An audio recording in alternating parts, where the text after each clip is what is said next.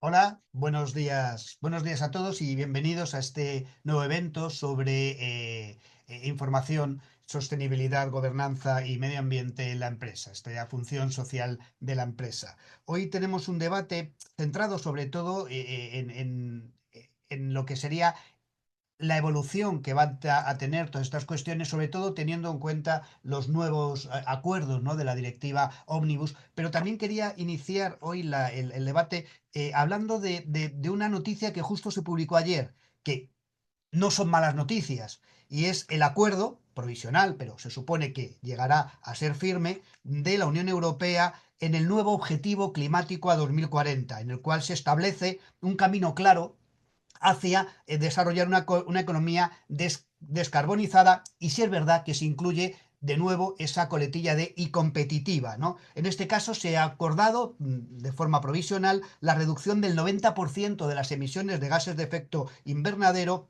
a 2040, lo cual, en palabras de la propia presidenta, lo que va a proporcionar va a ser seguridad a los inversores y a las empresas para impulsar una transición limpia y competitividad industrial, seguridad energética e independencia de la UE. Vemos que ahí aparecen nuevas variables que son de las que se van a hablar ahora también en este webinario sobre la función social de la empresa, de esa parte no solamente ambiental, sino de seguridad de los inversores, de competitividad industrial y de independencia.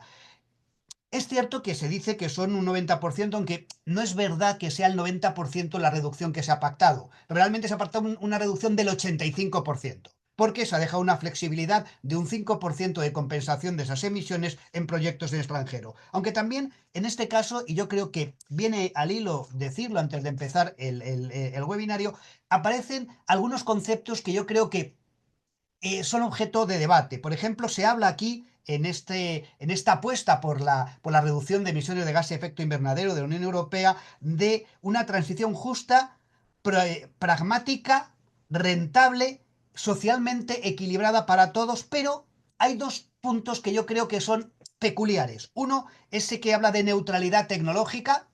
Habrá que ver bien claramente a qué se refiere esa neutralidad tecnológica. Y otra cuestión que quizá puede ser más preocupante, que dice que se ha introducido una evaluación bienal de la aplicación de los objetivos intermedios para tener en cuenta los últimos datos científicos, hasta ahí me parece que está bien, los avances tecnológicos, no está mal, y la competitividad mundial de la Unión Europea, lo cual puede abrir un panorama, digamos, no tan exigente, sino también dejar un poco la puerta abierta a ser más restrictivos. Simplemente con esto quería dar esta introducción, viendo cómo todas estas cuestiones que vamos a hablar ahora y que vamos a debatir, y para ello vamos a contar con un panel excepcional, moderada la sesión por parte de Fernando Martín Salcedo, y tendremos, luego los presentará como debe de ser el moderador, de participantes a José Cepeda, a Beatriz Ailagas y a Aurencio Vázquez.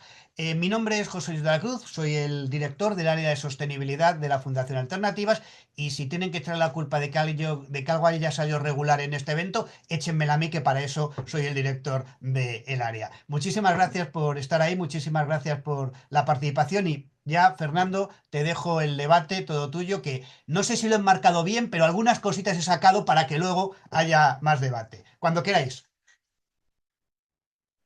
Y buenos días, gracias José Luis, gracias también a la Fundación Alternativas por promover este debate, esta sesión. Y yo quería comenzar en un sentido de, estamos en el contexto europeo, como acaba de decir José Luis, la normativa, los compromisos siguen avanzando y el objetivo fundamental de la sesión es si las políticas ESG constituyen una justificación de lo que hacen las empresas, esté bien, mal o regular, o es un sistema que evalúa riesgos con un potencial transformador en productos, actividades y proyectos del conjunto de las empresas. Debemos enfocarnos en ese análisis, y para ello vamos a contar con con tres panelistas: José Cepeda, europarlamentario del Grupo Socialista; Orencio Vázquez, director del Observatorio de la Responsabilidad Social Corporativa; y Beatriz Ailaga, responsable de ESG en Ecoembes. Sin más preámbulos, le voy a dar la palabra a José Cepeda para que introduzca los elementos que considere necesarios en este debate. Bueno, pues muchísimas gracias. Yo lo primero que quiero hacer es felicitar a la Fundación Alternativas, además por liderar este tipo de debates, que son, no es que sean de gran actualidad, es que acabamos de aprobar hace tan solo unos minutos en la Comisión Juri, que es el primer paso donde se ha tenido que evaluar y ver todos los cambios y las modificaciones actuales en el denominado Omnibus 1, precisamente para tratar, ¿no? Todas estas cuestiones en ese ámbito, en el marco jurídico. Bueno, pues agradezco mucho de verdad que me deis la oportunidad de expresar también nuestra posición, primero desde el Parlamento Europeo y, por qué no decirlo, también desde la posición de mi grupo, ¿no? En este sentido, bueno, yo quiero hacer una pequeña visión general sobre las reformas que se están intentando impulsar en los últimos tiempos en Europa. Es decir, estamos asistiendo a un debate sobre la burocratización de la administración europea en términos generales, si eso lastra o no la competitividad. El informe Draghi es verdad que hace una mención explícita a ello y ha sido uno de los marcos donde venimos trabajando de una forma intensa, de una forma multisectorial, no solamente en esta cuestión que nos aborda hoy, en las políticas ESG, sino también en cualquier otro ámbito de desarrollo potencial económico, tecnológico o industrial, ¿no? Y esto es una cuestión que partir casi todos, ¿no? Es decir, posiblemente la maquinaria de apoyo de todo tipo, ¿no? A nuestras empresas a nivel europeo, a nuestras instituciones, requiere de una mayor simplificación burocrática. Esto yo creo que es cierto, pero el problema que estamos teniendo es que la actual situación del Parlamento Europeo, donde hay una gran fragmentación política y donde además hay un evidente incremento de las posiciones de la ultraderecha, está haciendo pues que en buena medida el pacto histórico que siempre ha existido en Europa entre la socialdemocracia y la democracia cristiana pues se ponga en tela de juicio, porque en este caso el Partido Popular Europeo está comprando, si me permite la expresión, buena parte de la narrativa de la parte más a la derecha del hemiciclo, que como saben ustedes además tiene tres grupos políticos y potentes, todo se ha dicho de paso, ¿no? Producto de las últimas elecciones europeas. Entonces, en ese contexto, el primer proyecto que se ha puesto encima de la mesa, que es el proyecto Omnibus, ¿no? Precisamente hablando de todo este tipo de políticas, pues tenemos que decir claramente que en aras a una supuesta desburocratización, ¿no? Pues algunos han aprovechado el concepto para empezar a desregular, ¿no? Y esto es algo que, desde luego, a los socialdemócratas nos preocupa de una forma bastante importante, porque cuando hablamos de la sostenibilidad, no podemos hablar de conceptos burocráticos. Además, quiero romper un claim que se viene instalando desde hace algún tiempo, ¿no? Decir que esto nos resta competitividad en el mundo. Hablar de un modelo económico, empresarial, responsable, parece que nos resta competitividad en el mundo y que tiene mucho que ver con todo el framework, todo con el espacio normativo que hemos venido desarrollando en Europa en los últimos tiempos en esta materia. Bueno, yo quiero recordar que la puesta en marcha de este marco legislativo prácticamente tiene un año. Es decir, los problemas de competitividad europeos no tienen mucho que ver precisamente con la normativa que ahora algunos están intentando ir poco a poco desregulando, ¿no? Tiene mucho que ver precisamente con otros factores donde hace ya mucho tiempo posiblemente faltaba esa acción estratégica de buscar una autonomía real y generar una cierta musculatura, siguiendo, digamos, un poco la estela de nuestros propios valores europeos, ¿no? En aras al respeto al medio ambiente, el modelo del cambio climático, cómo afecta el cambio climático precisamente a nuestros países en Europa. Yo creo que otra cosa no será, pero en España somos muy conscientes de cómo está afectando de una forma directa al cambio climático, ¿no? A nuestro modelo. Y eso, claro, me parece que es un concepto falaz que hay que ir desmontando clarísimamente, ¿no? De todas formas, lo que, por ir profundizando un poco en toda la idea que vamos a analizar hoy aquí esta mañana, además quiero agradecer de una forma muy especial el resto de los ponentes, ¿no? Personas de reconocido prestigio que estáis además trabajando en primera línea con todas estas cuestiones.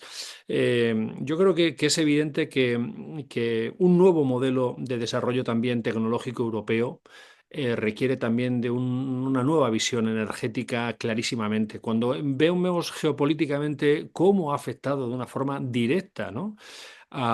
El conflicto, la guerra de Ucrania directamente, a la invasión Rusia de Ucrania, a nuestros modelos también energéticos, están íntimamente ligados, ¿no? A nuestro desarrollo también industrial, ¿no? Y yo creo en fin, intentar implementar esta estrategia dentro de nuestras empresas lo tenemos claro, ¿no? Se integra de una forma clarísima en un modelo de negocio y acaba convirtiéndose en una oportunidad precisamente para ser competitivos, pero nos tenemos que adaptar a la realidad que estamos viviendo. Por lo tanto, cuando hablamos del modelo o las políticas ESG europeas, que estaban obviamente muy centradas, ¿no? En la estructura de riesgos, en la base de la notificación, con distintos niveles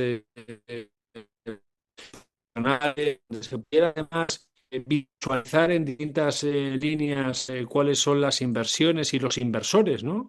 Para, lógicamente, tener un mayor control de ese modelo y que en muchas ocasiones el no haber tenido esa visión ha generado grandes problemas, sobre todo a grandes empresas, pues sinceramente yo creo que nos tendría que hacer reflexionar que el comprar algunas narrativas políticas en Europa puede suponer un severo paso hacia atrás, no un paso hacia adelante, ¿no?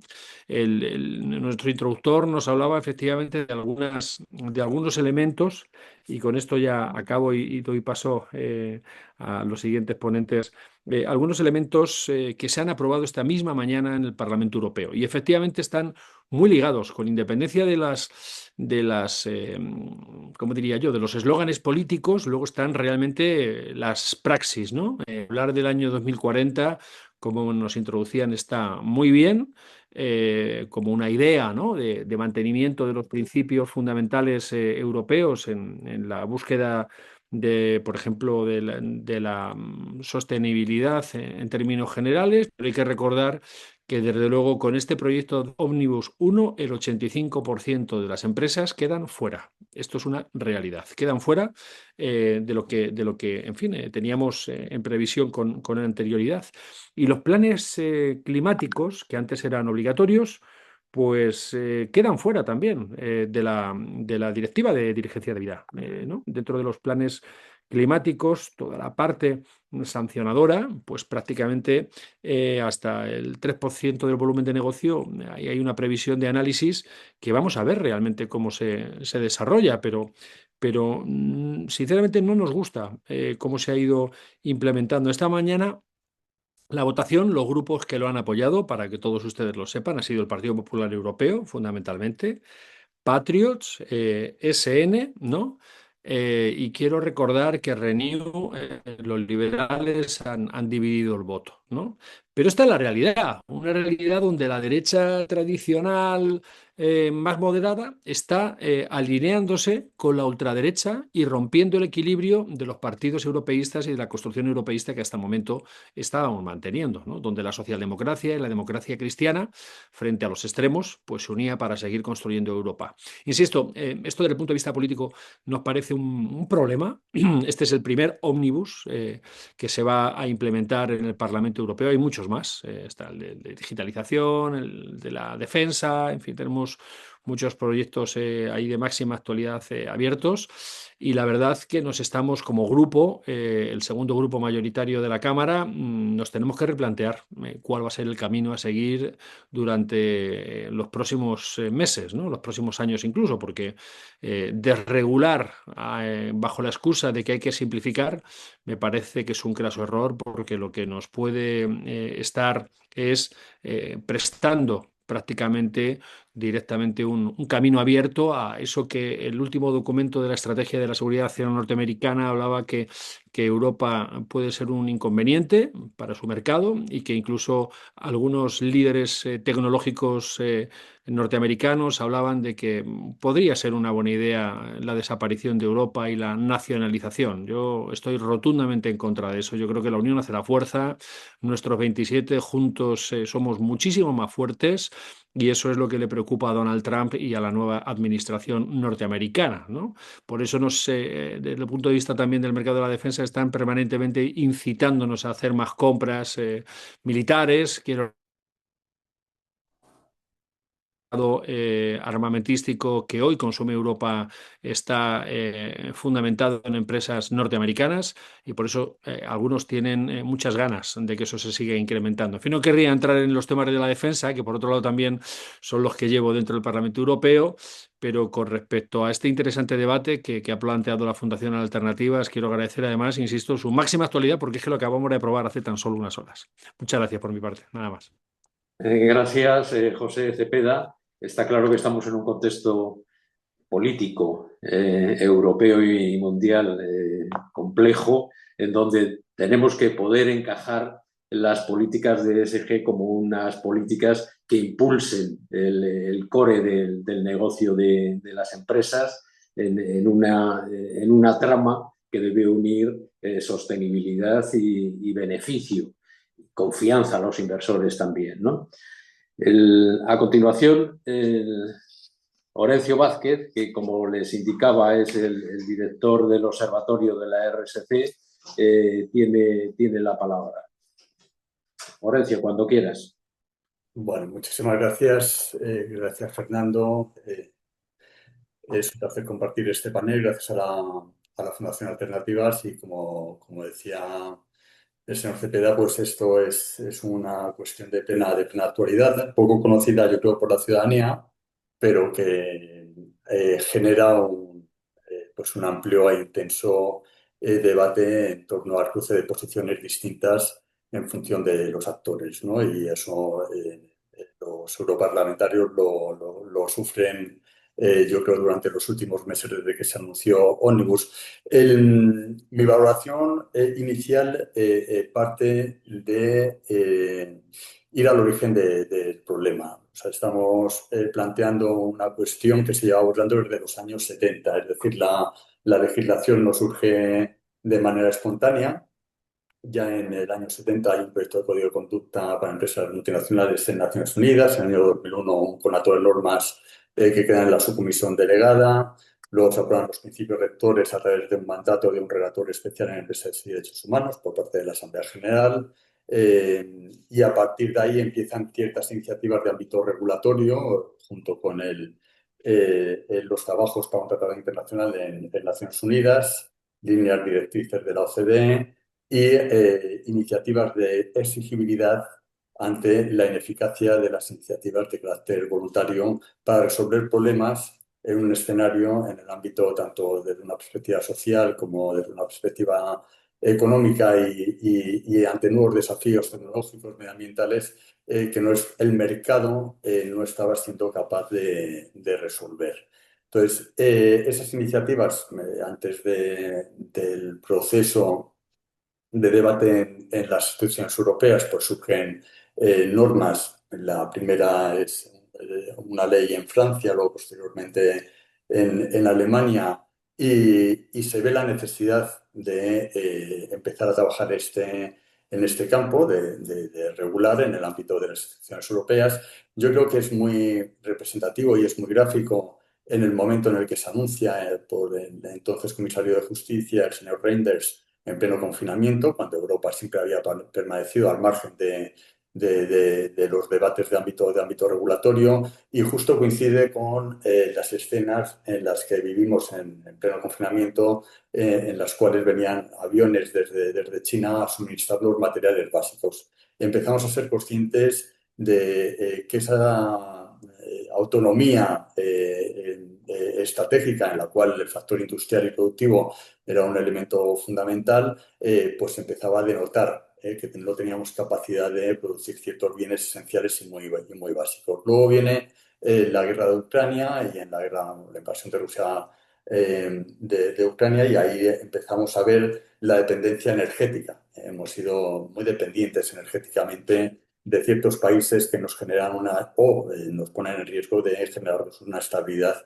desde un punto de vista de soberanía y desde una perspectiva económica y también política. Y a partir de ahí, pues empieza a regular. Yo creo que son regulaciones que parten de diferentes motivaciones. Hay una presión desde la sociedad civil desde hace muchísimos años en la necesidad de abordar estas cuestiones, en la necesidad de abordar pues el nuevo contexto de globalización, en el cual las empresas pues han acentuado en las últimas décadas los procesos no de deslocalización, sino de externalización, eludiendo cualquier tipo de responsabilidad jurídica sobre las condiciones de trabajo y sobre los impactos ambientales que causan subcontratistas que al mismo tiempo tienen una relación o una dependencia económica y comercial muy relevante con la empresa matriz. Y esto, pues hay que entenderlo en ese contexto. A partir de ahí surge un debate, un intenso debate.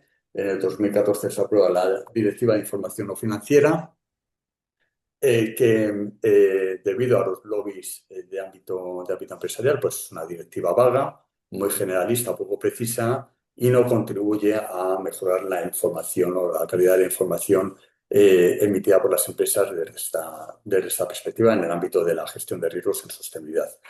Esa directiva se revisa y se aprueba en el 2022, mucho más precisa, como un reglamento delegado que se traduce en las NEIS, en las normas de información sobre sostenibilidad, y en los posteriores estándares del EFRAG. Y luego en el 2024 pues, se aprueba la directiva de diligencia de vida, anteriormente el reglamento de taxonomía. Es decir, todo esto iba encauzado a generar un marco regulatorio desde la perspectiva de incluir la necesidad de incorporar a la empresa en los objetivos que tiene marcado Europa, tanto en los objetivos de ámbito climático como en los objetivos de preservación de la naturaleza y la biodiversidad, como en los objetivos de ámbito social. Sin la empresa es imposible conseguir esos objetivos. Antes hablaba de ese objetivo a 2040. Yo coincido con el señor Cepeda, que son objetivos pues muy basados en principios, pero si no instrumentalizamos, si no ponemos los medios y si no unimos a la empresa para conseguir los objetivos,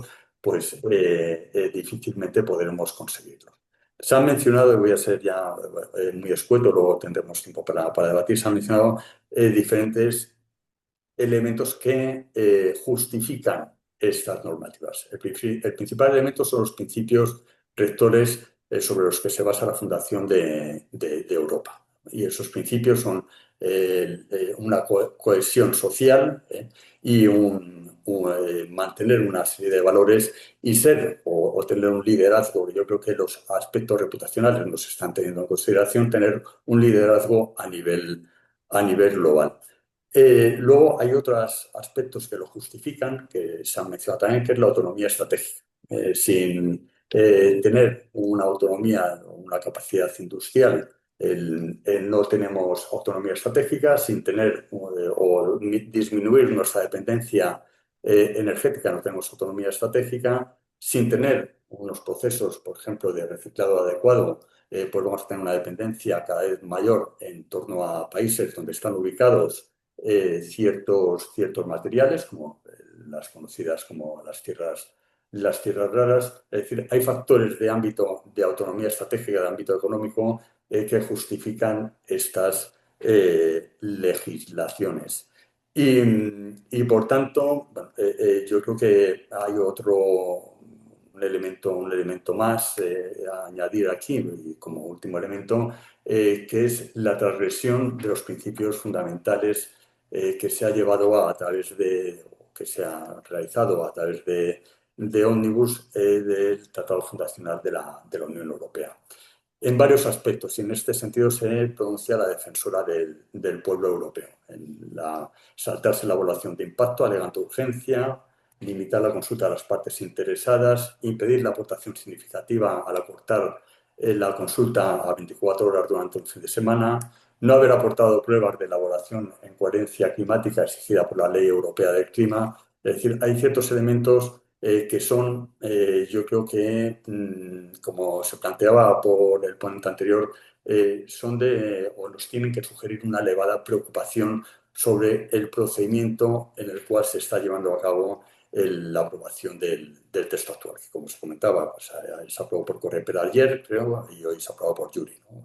Y bueno, aquí concluyo esta primera intervención, luego ya hay ciertos elementos que irán saliendo en el debate. Gracias.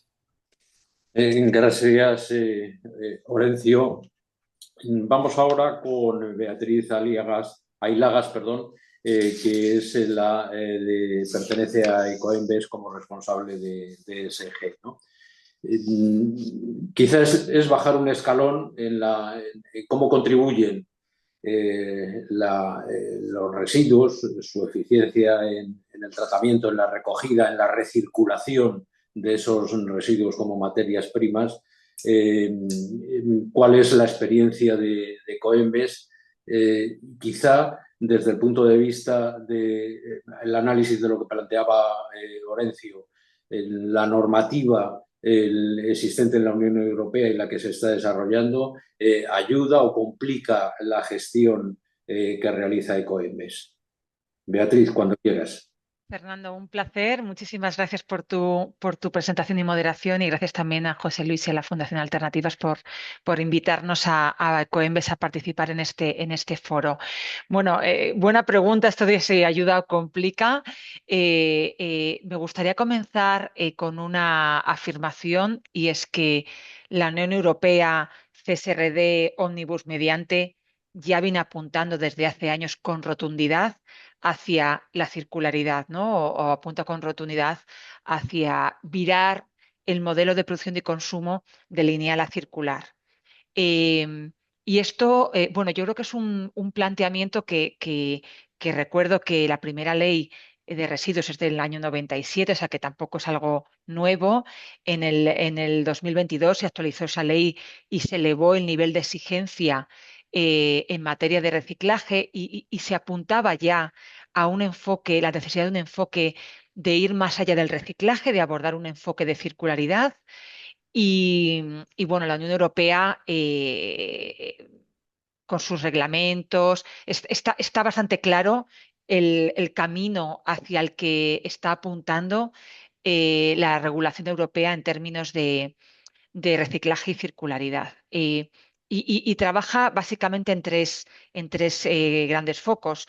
Por un lado, empezando por el reciclaje con objetivos muchísimo más exigentes en el ámbito de envases, ¿no? Para cada uno de los materiales, y con un calendario muy, muy fino, muy detallado que ahonda, ¿no? En esa hoja de ruta que tienen que transitar las empresas en este ámbito. En segundo lugar, pasamos de tener una regulación bajo el marco de la RAP para envases domésticos a unas obligaciones legales para muchos más flujos de residuos: textil, muebles y enseres, toallitas, colillas, también envases comerciales que ya está, industriales, etcétera. Con lo cual, bueno, pues se extiende un poco que esto,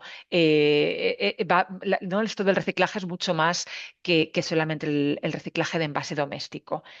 Y quizás lo más importante, ¿no? Se trasciende el reciclaje. La Unión Europea ya viene apuntando y ya viene legislando, y ya se viene transponiendo a nuevas obligaciones de reducción, ¿no? El mejor residuo quizás es el que no se produce. Reutilización, reparabilidad, reciclabilidad, incorporación de materiales reciclados en los envases. O sea, ya es claro, ¿no? Que tenemos que la normativa obliga, pero también empuja al sector empresarial a un cambio de paradigma de lo lineal a lo circular, entendiendo que un residuo es un recurso mal aprovechado y con lo cual un fallo del sistema. Y por otro lado, la sociedad también está ya preparada, concienciada, informada y ya demanda, ¿no?, soluciones, productos y servicios más circulares. Con lo cual, yo creo que el marco en el que estamos es que las empresas ya, una gran mayoría de empresas han entendido esto, que el camino es este y la transformación circular es imparable. A la pregunta de si la normativa ayuda o complica, bueno, básicamente complica porque hay que hacer unos esfuerzos importantes en el ámbito empresarial para cumplir, porque realmente son muy ambiciosos. Pero de alguna manera sí que nos marca hacia un fin que de alguna manera es positivo para la empresa, y ese es un camino hacia la eficiencia, el que no se genere, ¿no?, el residuo como una externalidad del propio proceso. Y yo creo que esto es positivo, pero bueno, las empresas pues necesitan talento circular, expertise, apoyo en este cumplimiento, actualización permanente, porque hay mucha normativa que viene de Europa, de actos delegados, etcétera, que hay que empezar a implementar, y bueno, pues una complejidad técnica en este proceso de transformación grande, con lo cual sí que complica el cómo, el qué no lo discutimos, pero el cómo es cierto que es complejo y es ambicioso para las empresas, es retador, con lo cual en el cómo hay que mover palancas. Y en ese sentido, en Ecoembes, como aliado experto de empresas, lo que intentamos es acompañar y facilitar a las empresas en esa transición que tienen que hacer, ineludible, pero también interesante y llena de oportunidades en el ámbito de la circularidad, ¿no? Con ventanilla única, pero también con apoyo pues, en clave de innovación, en clave de conocimiento, formación y en clave también de actualización permanente en esta nueva normativa, que realmente también es un tsunami normativo el que hay en torno a la circularidad y las obligaciones para las empresas. Con lo cual, complejo el reto, pero la normativa nos marca pues, un camino, yo creo que en el ámbito de circular muy claro, que tenemos que transitar de lo lineal a lo circular, a una nueva manera de producir y de consumir. Gracias, Beatriz. Muy interesante. Luego plantearemos algunas fotos que aparecen recurrentemente en los medios de comunicación sobre la capacidad de reciclaje y cómo la pregunta, no para que la respondas ahora, sino para más adelante, es si Europa necesariamente tiene que vivir impulsando políticas de reciclaje, y luego la foto que se superpone son esas islas de plásticos navegando por los océanos o en las costas de países, por ejemplo, africanos, ¿no?, de procedencia europea, ¿no? Es decir, si podemos tener, digamos, políticas muy avanzadas que se van implementando con dificultades y a la vez como que extrapolamos, impulsamos fuera una serie de productos o subproductos o residuos que nos estorban para seguir cumpliendo internamente los objetivos. Vamos a avanzar un poquito más. Para José Cepeda, algunas cuestiones, ¿no? Se superponen dos debates, antes lo explicabas muy bien, donde España pierde competitividad y eso lleva a determinadas concepciones políticas o a la sociedad en su conjunto hacia una pausa regulatoria en materia verde. Lo que quería era preguntarte, ¿tú crees, antes lo has expresado bien, no hay vuelta atrás en el cambio climático, en la autonomía energética, en el impulso a empresas más conscientes de cómo deben orientar su negocio y cómo deben hacerlo más atractivos para inversores? Y esa dinámica se superpone a la de desregularización, es decir, a la ausencia de regulación o a la disminución de regulación como un mecanismo de competitividad. ¿Cómo consideras, José, estas dos dinámicas abiertas abierta en la dinámica europea de una forma clara? José, cuando quieras. Sí, pues te agradezco, Fernando, la pregunta, porque es verdad que es muy importante. Yo creo que hacer un trabajo importante de mirarnos en el propio espejo, ¿no? En el modelo que estamos implementando.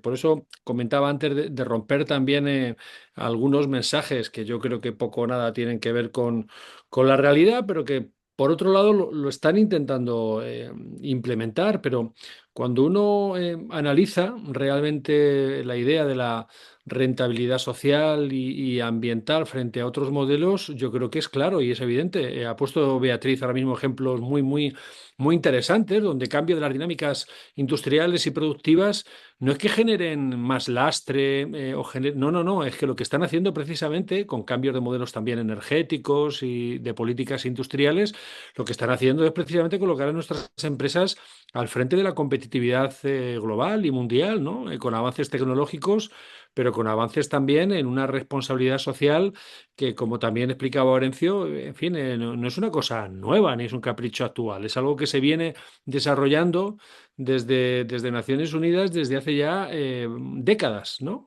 Por lo tanto, cuando uno habla del marco europeo en esta materia, a mí me gustaría compararnos fundamentalmente. Me pasa también cuando hablo de tecnología, cuando hablamos de modelos de la inteligencia artificial, ¿no?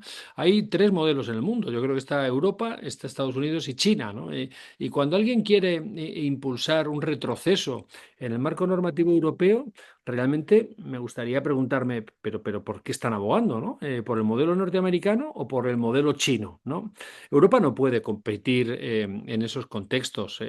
Prácticamente donde hay trabajadores sin derechos, trabajando de sol a sol, con salarios indignos. Nosotros tenemos un proyecto, un modelo social de valores, donde precisamente a mí me gusta explicar siempre que el desarrollo de la Europa social es precisamente lo que tenemos como pendiente, ¿no? Hemos hecho muchos avances en estos últimos años. Bueno, en España de una forma espectacular. Hace pocos meses celebramos el 40 aniversario junto a Portugal de la incorporación en la Unión, ¿no? Y no hace falta más que ver la evolución social, económica e industrial de nuestro país. Ahora mismo está liderando políticas industriales basadas en la digitalización cada vez más importante. Y, y sinceramente, ahí está también los datos macroeconómicos de la economía española. Pero claro, si queremos basarnos en esa falsa dicotomía, que para mí lo es, ¿no? Entre sostenibilidad o competitividad, pues sinceramente estamos abriendo una puerta muy peligrosa que yo sinceramente creo que Europa no se puede permitir en este momento global. Yo cuando nos ponemos a analizar en profundidad y técnicamente, sinceramente las cosas, te das cuenta que no se trata solamente de abogar por modelos normativos. Yo creo que se pueden dar pasos, por ejemplo, para una simplificación. A mí cuando hablamos de la simplificación europea, que fue además uno de los paradigmas en el cambio de modelo que en este nuevo mandato Ursula von der Leyen ha puesto encima de la mesa, yo puedo llegar a estar de acuerdo, pero no bajo el paraguas de la desregulación, porque eso nos haría bajar enteros en realmente nuestro factor competitivo y además nos haría generar incertidumbres que yo creo que al final hacen a muchas empresas retrotraerse en políticas de inversión.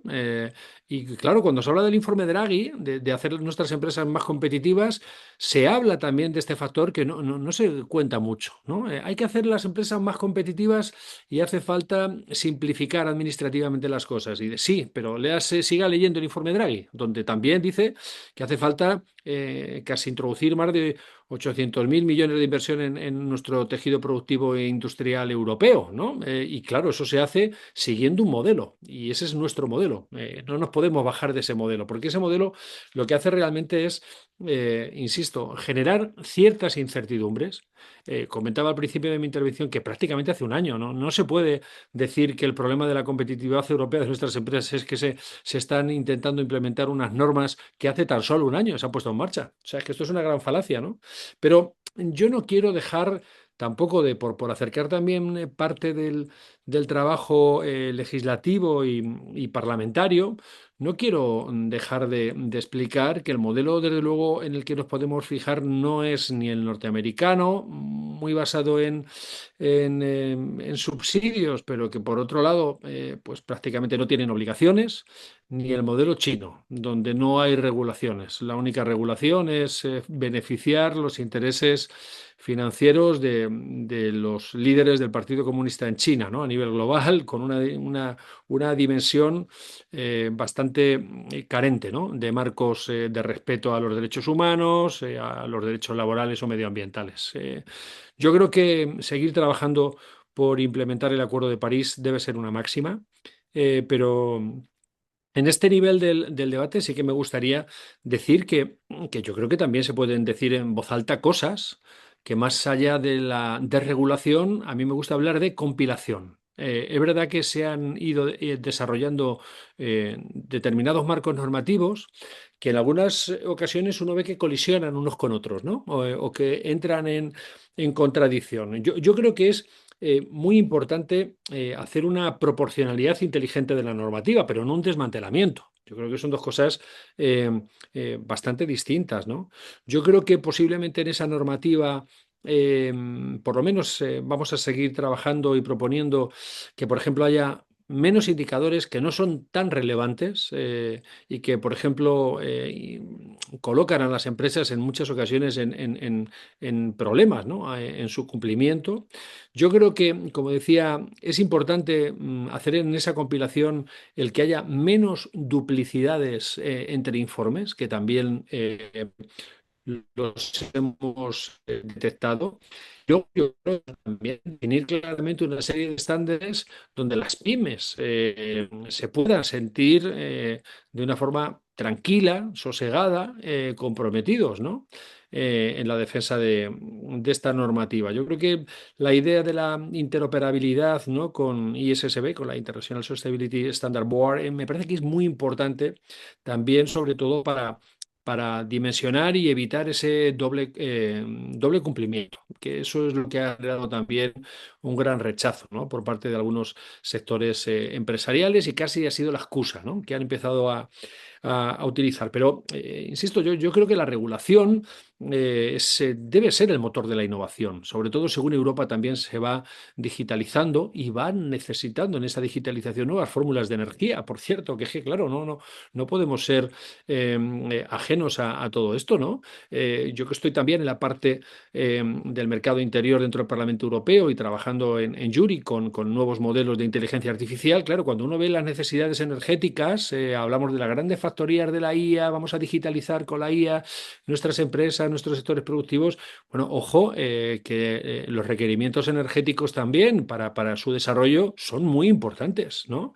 Y tener esa visión circular que comentaba Beatriz me parece también muy relevante. O sea, es que no se trata de más cargas, más peso burocrático. No, estamos hablando de un nuevo modelo innovador que va a ser mucho más competitivo en el mundo, donde precisamente estos elementos, como se comentaba, ¿no? De lo circular va a hacer a nuestras empresas muchísimo más competitivas frente a los estándares norteamericanos o incluso frente a los estándares chinos.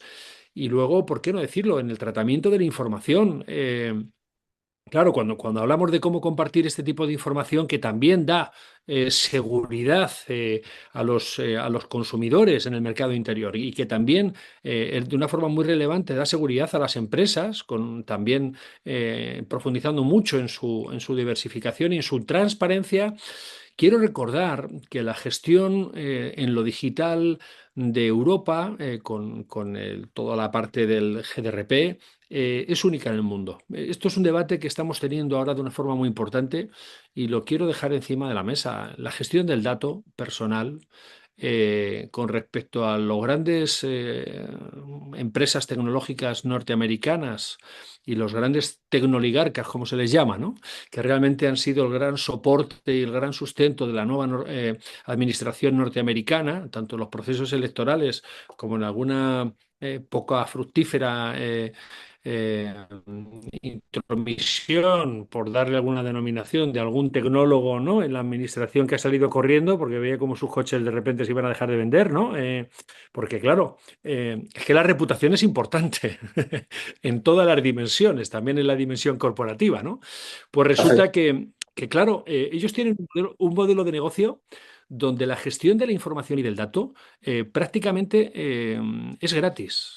Y a partir de ahí han montado un modelo de negocio absolutamente multimillonario.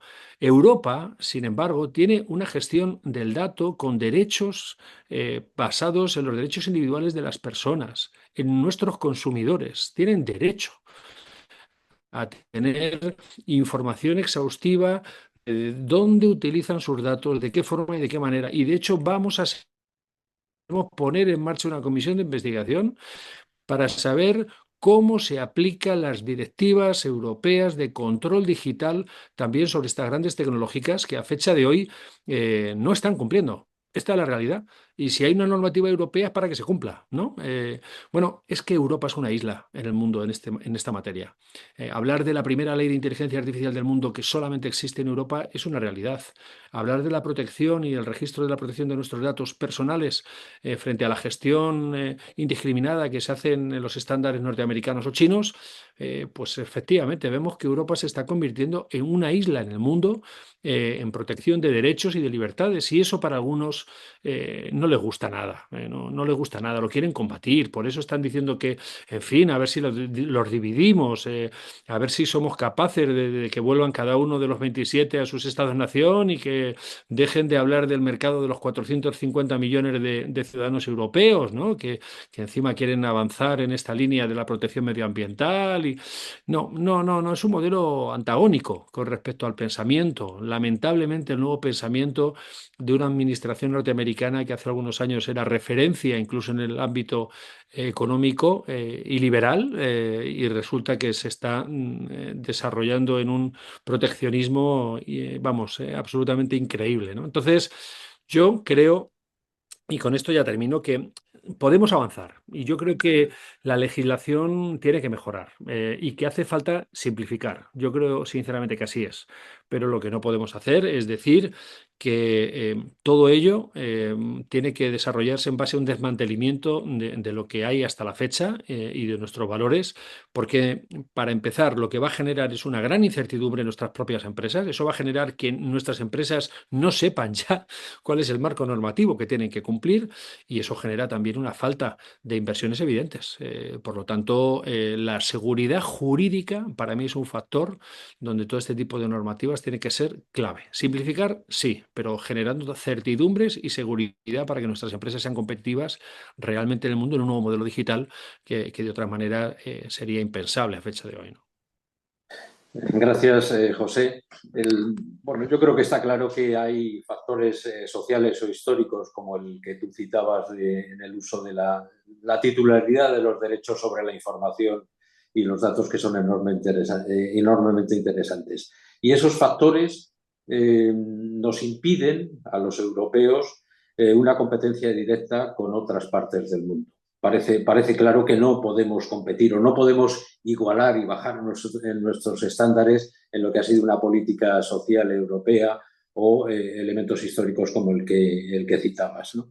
¿Tú crees que, por lo tanto, hay un necesario reforzamiento de la autonomía europea, por ejemplo, en temas como la energía, que el conflicto, la guerra de Ucrania ha puesto claramente en el tablero, en la propia innovación? Es decir, tendríamos que tener un desarrollo de innovación propio en los sectores industriales estratégicos, en una definición clara de los sectores estratégicos europeos para consolidar, a la vez que consolidamos esa política industrial o esos sectores industriales, consolidar que se pueden hacer con una política social y con elementos históricos de referencia europea. Y una pregunta, ¿incluimos en esa definición de sectores industriales estratégicos el sector defensa y la industria militar? Si me lo preguntas a mí, yo sinceramente, aprovechando que soy de los pocos españoles que está en la Comisión de Seguridad y Defensa, me parece que es evidente. Yo creo que De hecho, fijaos, la Comisión de Seguridad y Defensa era una subcomisión de la parte de Asuntos Exteriores. Hace algunos años la acaban de convertir dentro del Parlamento Europeo como una comisión de carácter permanente. Bueno, tenemos debates donde precisamente hablar de la autonomía estratégica de Europa es el debate central, y eso pasa también por nuestra seguridad y por nuestra defensa. Yo lo tengo como que bastante claro, ¿no? Eh, Posiblemente sea de las pocas cosas en las que le dé la razón a Donald Trump, cuando dice que los europeos hemos abandonado, ¿no?, nuestras responsabilidades en esto. Pero es verdad que la dimensión que se está hablando ahora de la seguridad y defensa también se le quiere dar, por lo menos desde nuestra parte, una dimensión mucho más amplia, mucho más holística. No podemos hablar de la guerra estrictamente de carácter cinético, y de ir incrementando armamentísticamente Europa, que también hay que hacerlo. Nosotros, cuando hablamos de la seguridad, queremos también hablar de la seguridad orientada, por ejemplo, en ese cambio tecnológico que también, como autonomía estratégica, tenemos que definir. Pues tenemos que desarrollar una mayor capacitación en nuestras universidades. Tenemos que hacer fuertes inversiones en la protección de nuestros sistemas de investigación. A nuestros investigadores los tenemos que cultivar.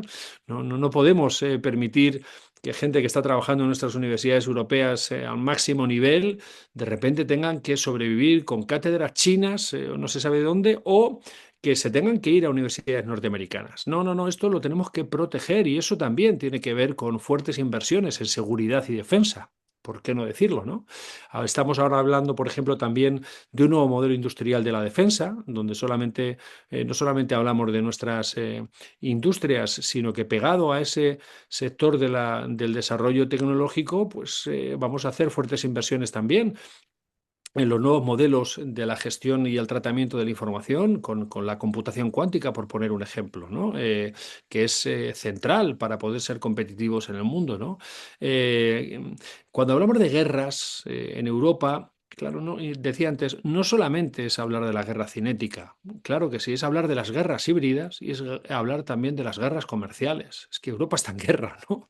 Esto a lo mejor suena un poco como cuando digo estas cosas da un poco de miedo, ¿no? Pero es verdad que estamos en una guerra cada vez más evidente, más allá de que ojalá, y estamos trabajando para ello, nunca lleguemos a la guerra cinética, ¿no?, a la guerra armamentística.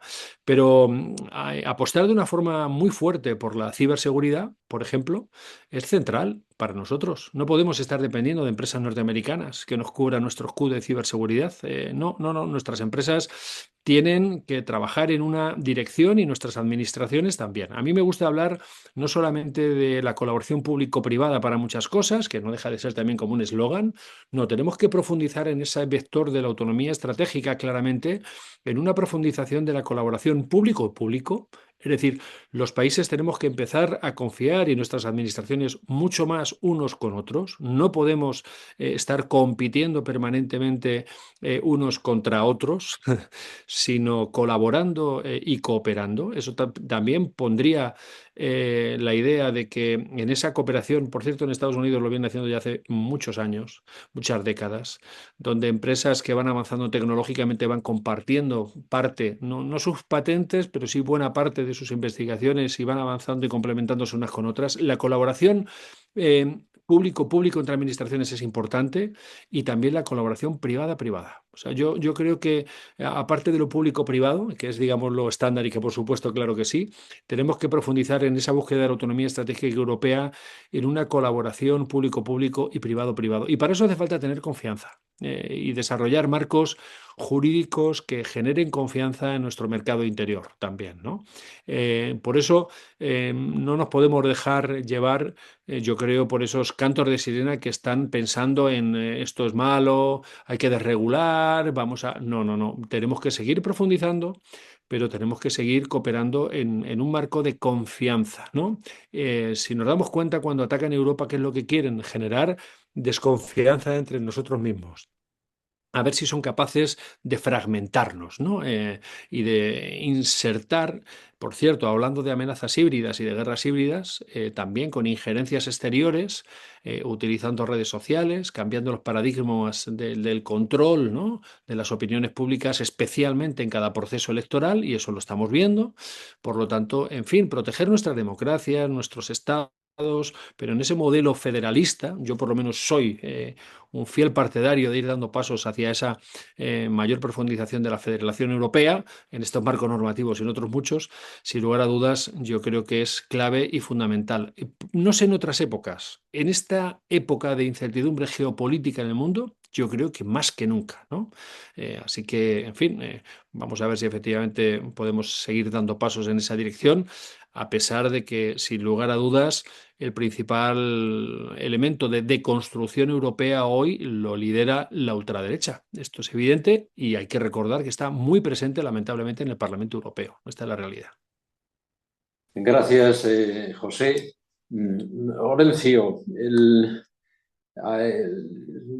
se puede caer, en tu opinión, se puede caer en que las políticas ESG, las estrategias de ESG, puedan ser asimiladas exclusivamente por las grandes corporaciones y dejen al margen a la pequeña y mediana empresa. ¿Qué mecanismos tendríamos que utilizar para que fuese un instrumento extendido al conjunto del tejido productivo? Bueno, o sea, al final esto son legislaciones que van de arriba abajo, van calando, ¿no? Porque la debida diligencia o la información conlleva que, o sea, todas las normativas que están surgiendo conlleva que la exigibilidad tenga un alcance determinado, que es limitado a un conjunto, en el caso de Omnibus, a un conjunto muy reducido de empresas, pero paulatinamente esas empresas van a tener que recabar información y contrastar qué es lo que se está haciendo fuera de la empresa, ¿no? Entonces, ahí es donde el resto de mercantiles, las pequeñas y medianas empresas, pues van a tener que comenzar a implementar estos procesos de gestión porque muchas de ellas, la mayor parte de ellas, están en las cadenas de valor. Luego están esos mecanismos que son mecanismos de exigibilidad, pero hay otros mecanismos que son mecanismos de incentivo. Y uno de ellos, también impulsado por parte de las instituciones europeas, por parte de la Comisión, es el Plan de Finanzas Sostenibles, en el que establece, bueno, pues una hoja de ruta de cara a que los intermediarios financieros, que son los que inyectan combustible en la economía y las que orientan una economía en un sentido o en otro, ponen más recursos en un sector o en otro sector, y también Basilea, que es la normativa que establece una normativa común de los bancos centrales a efectos de coeficiente de solvencia, pues ya las cuestiones vinculadas sobre todo con riesgo de ámbito climático, pues son tenidas en consideración, ¿no? Y esto indirectamente pues también afecta a esas empresas. Yo cuando voy a obtener financiación, que es una de las principales preocupaciones del sector empresarial, tanto de las grandes como de las medianas, principalmente de las pequeñas empresas, pues cada vez voy a tener más condicionantes por una mera posición de gestión de riesgos. Desde el punto de vista de la normativa, y por eso es otra de las justificaciones o de los elementos que justifican este tipo de normas, es necesario para aplicar todas estas políticas, también otro tipo de incentivos como son la contratación pública, que ya pues hay una directiva comunitaria que habilita y recomienda que se apliquen o se incluyan cláusulas de ámbito social y medioambiental en los pliegos de licitación pública. Todo esto necesita poder medirse y hasta ahora pues es muy difícil de medir. Hay un propio informe de la Comisión Europea que establece que de una evaluación que se hace a un estudio externo, que al menos el 53% de las declaraciones de ámbito relativo a la sostenibilidad por parte de las empresas analizadas son falsas o inducen a a engaño. Con lo cual es necesario contar con herramientas que te permitan, bueno, usted tiene un plan de diligencia de vida, pues dígame qué procedimiento de identificación de riesgos, dónde están sus proveedores, qué tipo de auditorías ha realizado, cuáles son los criterios que está evaluando, quién realiza esas auditorías. Es decir, igual que en el ámbito financiero, estas cuestiones responden a un proceso de rendición de cuentas, pues lo mismo en el ámbito social y medioambiental. Y luego hay otra cuestión que yo creo que es un elemento clave de la injerencia que se comentaba anteriormente, de la injerencia externa. Y es que estas normativas tienen un componente de extraterritorialidad, tanto desde el punto de vista de si el impacto se produce en un tercer país, aunque el carácter imperativo se ha quitado con Omnibus, sería aplicable o las víctimas tendrían acceso a un espacio europeo, como desde el punto de vista del alcance. Afecta no solamente a las empresas de ámbito europeo, sino a aquellas empresas que tengan un volumen de negocios importante dentro de Europa. Y ese carácter de extraterritorialidad se ve claro desde el punto de vista y también de las cuestiones de esa guerra comercial que se comentaba anteriormente, que subyace en todas estas normativas, y se ve claramente en la injerencia externa que está habiendo y que es muy potente y que desde el Parlamento Europeo pues, se conoce sobradamente, con cartas explícitas, no una incidencia solapada, sino de manera explícita, cartas del embajador de Estados Unidos ante la Unión Europea, cartas del secretario de Energía de Estados Unidos, del ministro de Energía de Qatar. Es decir, hay toda una serie de cuestiones de injerencia externa que vienen a justificar sobre o a condicionar, y la vicepresidenta de la Comisión Europea lo dice en varios artículos de forma clara, que intentan que en cierta manera o están condicionando la labor legislativa o la soberanía legislativa de Europa. O están tratando de influir de manera directa. Gracias, Horencio. Te quería hacer una última pregunta. Una breve referencia a mi experiencia como secretario general de Sostenibilidad de Bengoa durante 8 años, ¿no? Por ejemplo, en los reportes de emisiones de CO2, ¿no? Un elemento sustancial de las memorias de sostenibilidad, de los informes de RSC, etcétera, veíamos en los índices de sostenibilidad informes de muchas empresas, de grandes empresas, corporaciones a nivel mundial, a nivel español, y la cuestión más importante era más importante por relevante la carestía, o perdón, la imposibilidad de lograr y de estandarizar una información correcta, era el conocido alcance 3, el análisis de ciclo de vida y fundamentalmente las emisiones de los proveedores.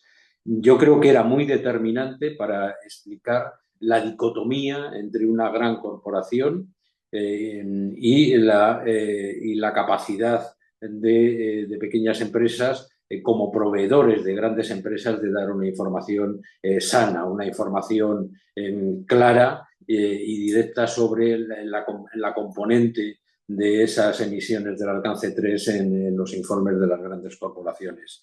¿Cómo ves esto como un elemento a solucionar y a integrar en una cadena de valor de la producción industrial y de la producción empresarial?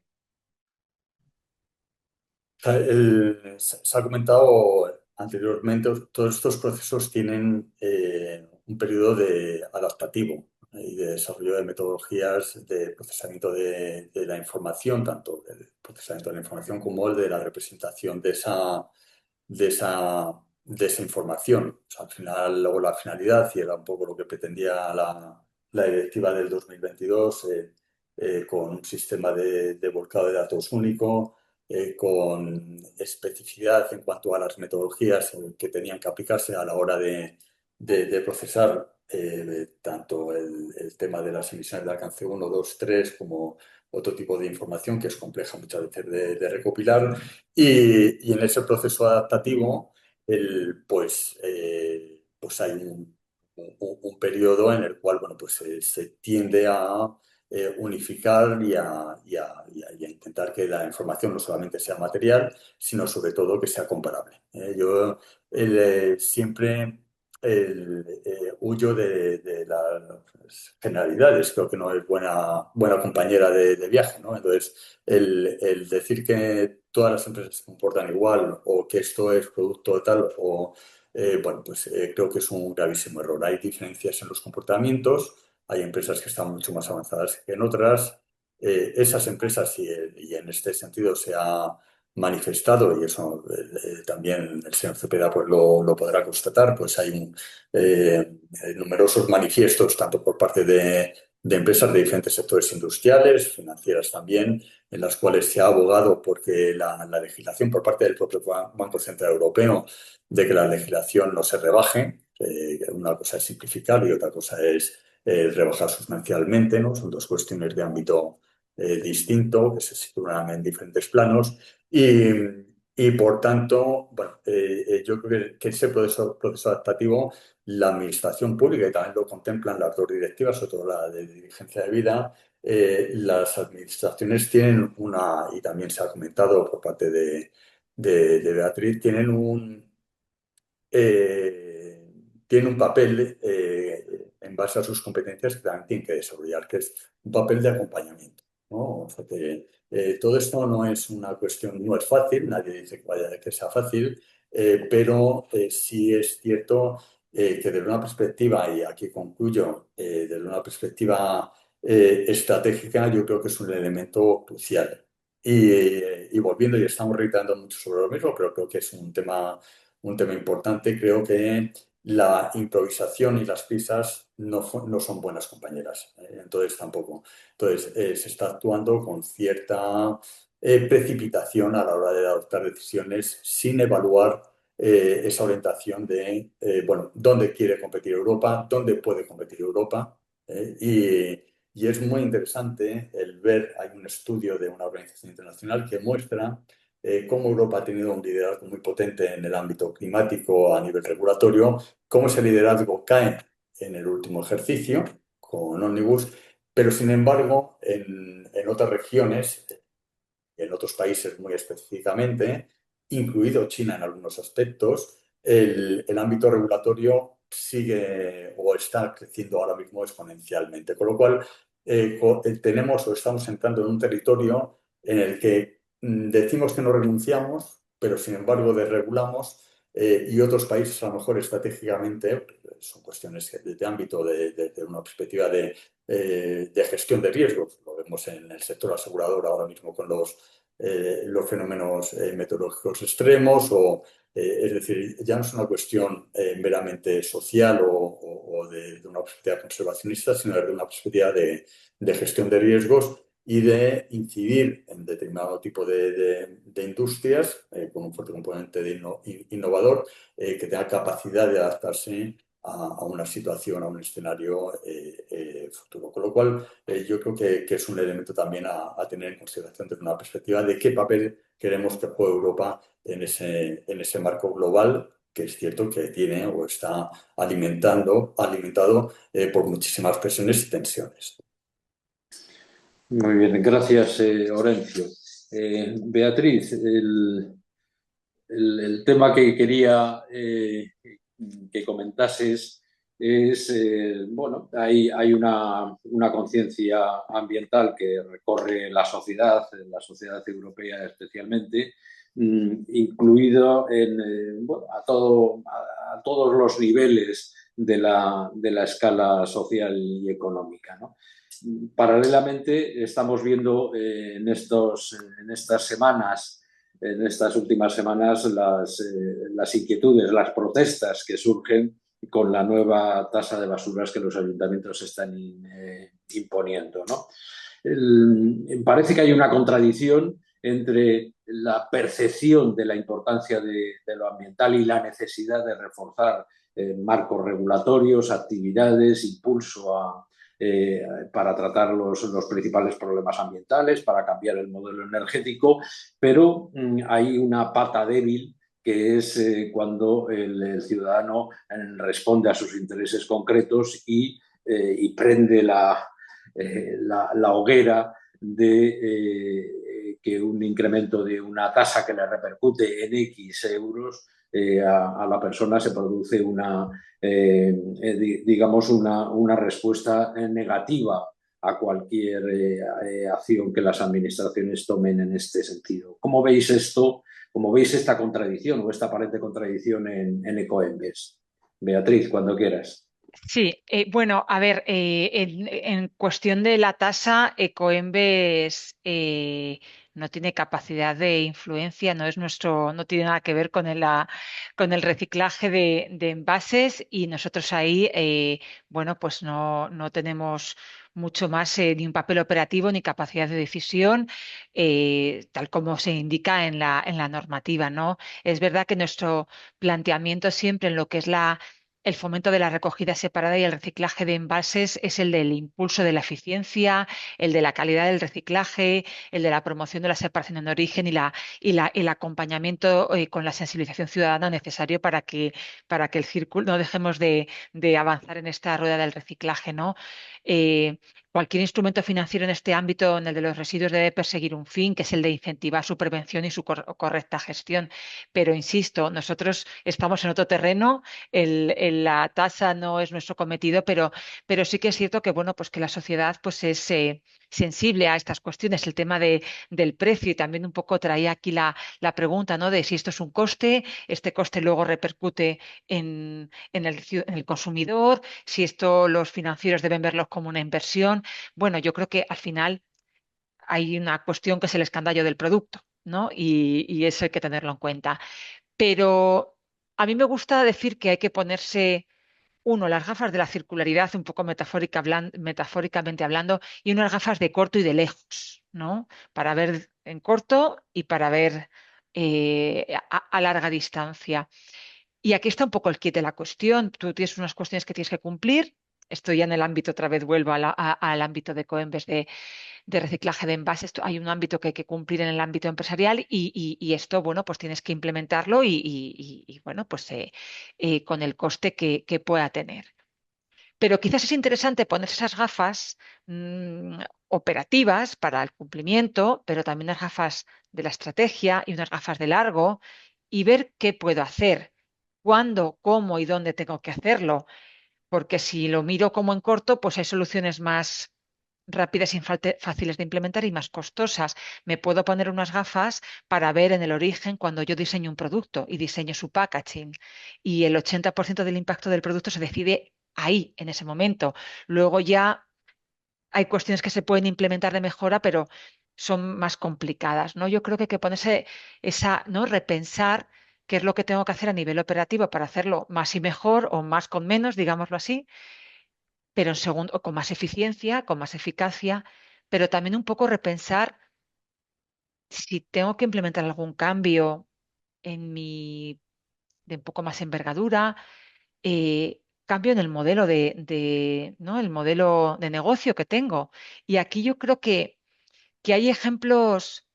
Y también este cambio, disculpa que antes de entrar a ejemplos, que son interesantes, que esas gafas no se las ponga solamente el ingeniero, ¿no? El que tiene el responsable del sistema de gestión ambiental. Se las tiene que poner el diseñador, los equipos de innovación de las empresas, para esto que precisamente te contaba. Se las tienen que poner los ingenieros de los procesos productivos, de las responsables de plantas. Se las tienen que poner los de marketing para ser capaces de compartir y visibilizar ese esfuerzo, esa diferenciación, esa mejora y ser capaz de traducirlo a una oferta en el mercado diferente, mejorada. Se la tienen que poner los financieros para entender un poco, bueno, pues que cada inversión que hagamos, cómo ¿no? Qué implica, ¿no? A las cuentas de la compañía, ¿no? Yo creo que esas gafas así que nos tenemos que poner todos de manera transversal, también con una mirada de alianzas, porque quizás todas las soluciones no estén dentro de los profesionales de las compañías. También tenemos que buscar aliados, expertos, como decía, ¿no? De institutos tecnológicos, de universidades, otras empresas, hacer, ¿no? Un poco también innovación en la forma de avanzar en este camino. Y como decía, ya hay ejemplos de que esta transición circular no tiene por qué ser siempre algo visto como un coste, como un gasto, como algo que es negativo, digámoslo así.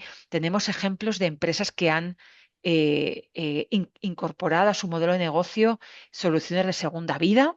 Lo tenemos en mobiliario, lo tenemos en equipamiento deportivo, porque esto está sucediendo en el mercado. Tú o lo coges o lo hará otro por ti.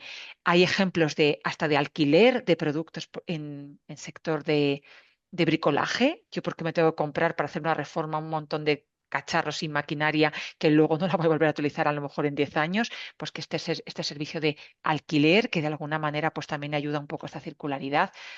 Tenemos ejemplos de refill hasta en el sector de la cosmética, sector lujo, donde ya pues una persona que compra un perfume con un precio importante ya mantenga su super frasco bonito y con un buen diseño y lo que ¿no? Y lo lleva a X sitios para que se le rellene con su perfume favorito, con lo cual estamos llegando ya a movilizar grandes empresas, entrada de estos ámbitos de circularidad en importantes compañías y esto lo que lejos de ser un coste, obviamente montarlo tendrá su presupuesto, pero te abre un área de diferenciación y un área de negocio y de mercado, ¿no? Y pasar de ser parte del problema a ser parte de la solución.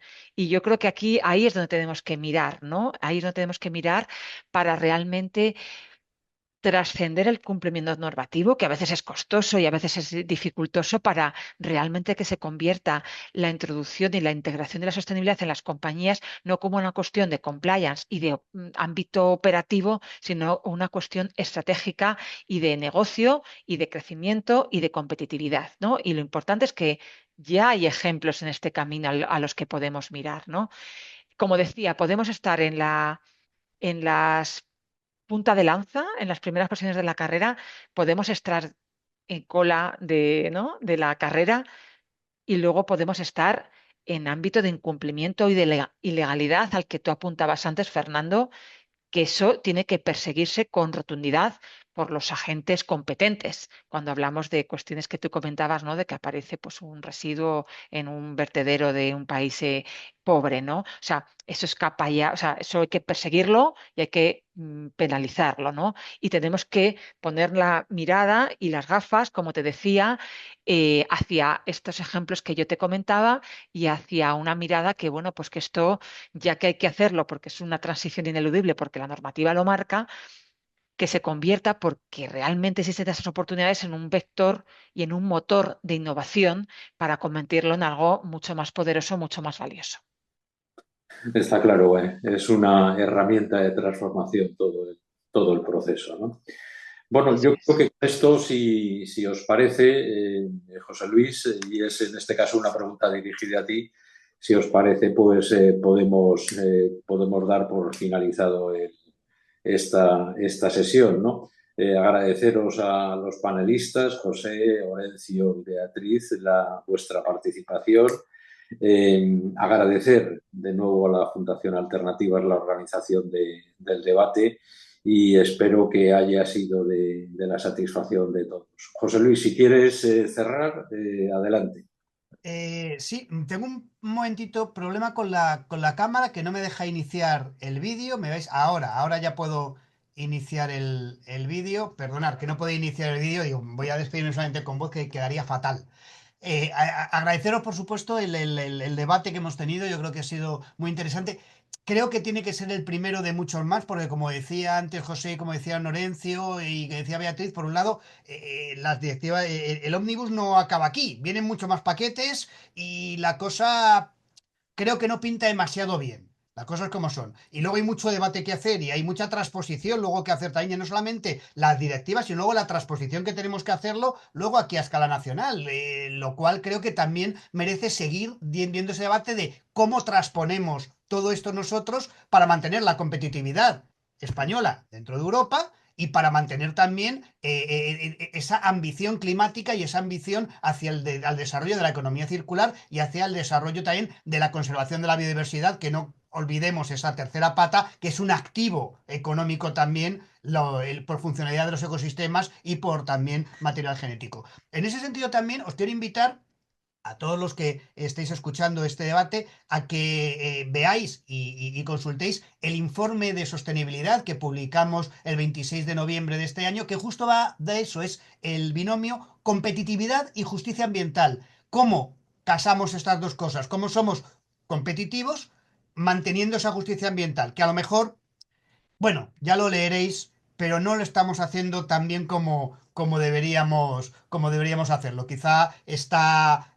desequilibrada la balanza más hacia la competitividad y no olvidemos que todo lo que rompamos del equilibrio ambiental al final va a repercutir en esa competitividad, como se ha visto a lo largo de este debate. Nada más, agradeceros que estéis ahí y Fernando, si quieres tú también o alguno quiere dar una última palabra, un último mensaje, adelante, y si no, damos por concluido este debate de los primeros que espero que, como he dicho antes, sea el primero de muchos más que tengamos. Y José Cepeda, por supuesto, invitadísimo a que todas las novedades que vayan apareciendo nos las vayas transmitiendo e incluso nos digas, oye, Fundación Alternativas, quiero hacer un debate sobre esto que creo que es muy interesante, que está ahora mismo en plena eh, eh, en plena efervescencia dentro de la Unión Europea. Invitadísimo a que estéis aquí. Esta es vuestra casa, cualquier cosa que queráis. A Beatriz no le digo nada porque Coembes es parte de la casa, Alternativa es parte de la casa de Coembes y estamos con ellos en relación. Y con Orencio también. La relación que tenemos con Orencio es una relación larga y una relación muy, muy interesante. Y por supuesto con Fernando, que ahora va a ser uno de nuestros puntales en estos temas de responsabilidad social de la empresa, sobre todo dirigido a la parte más ambiental. Nada más por mi parte, agradeceros de nuevo esta participación y eso, y emplazaros a nuevos debates. Gracias, José Luis. Muchas gracias. Muchas gracias, José Luis. Gracias. Hasta luego, Buen Fernando. día.